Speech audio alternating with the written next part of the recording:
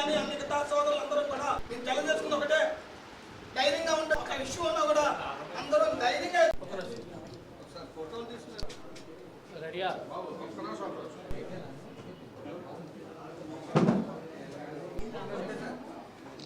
Start చేయమంటారన్నా?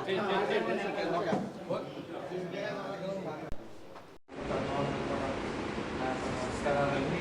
అలాగే వచ్చిన వాళ్ళందరూ కూడా నమస్కారాలండి. అయితే మా క్లయింట్స్కి ఏంటంటే 6,000 రూపాయల పెన్షన్ చేశారు కాబట్టి అది మాకు కూడా 15,000 రూపాయలు పెన్షన్ చేయాలని కోరుతున్నాం.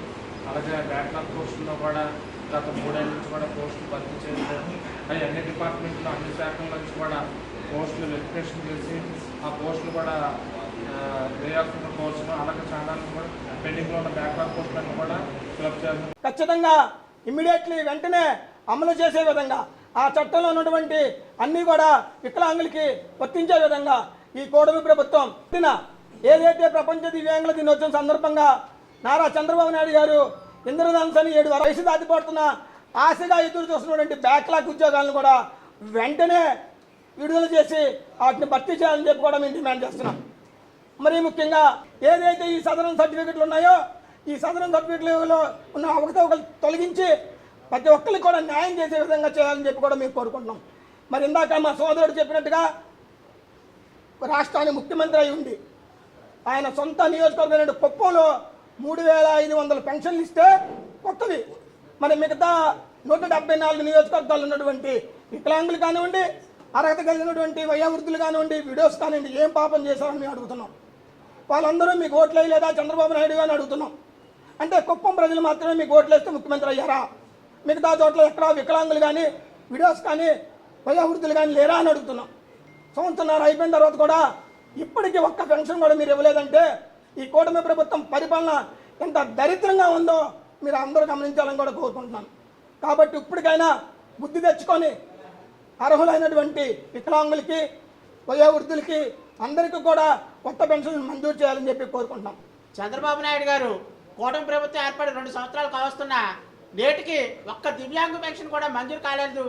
అలాగే ఇటీవల కాలంలో దివ్యాంగులపై దాడులు ఎక్కువైపోయినాయి.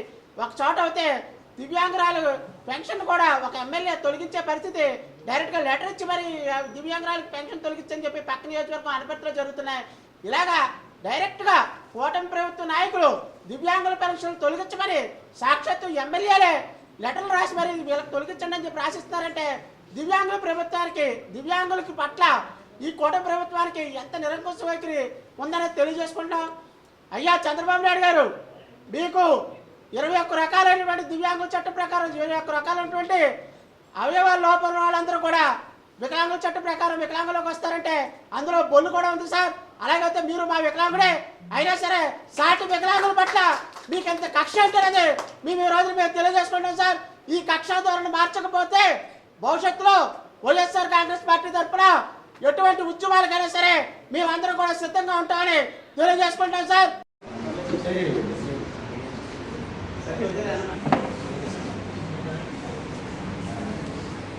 ఇక్కడున్న పెద్దలందరికీ నమస్కారాలండి. నేను వైఎస్ఆర్ పార్టీ తరఫున చాలా నేనే వాలంటీర్గా చేశానండి. 5 సంవత్సరాలు నిర్విఘ్నంగా అన్ని పథకాలు ప్రతి గుమ్మానికి నేను అందించాను.